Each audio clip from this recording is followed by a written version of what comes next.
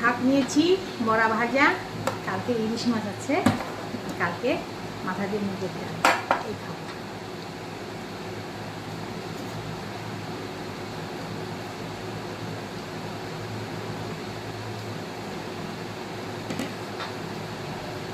মাছটা এত টেস্টি হয়েছে না,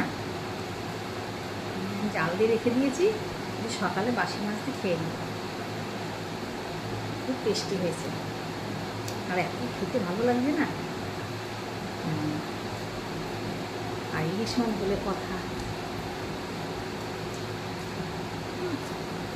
খেতে পারবে না।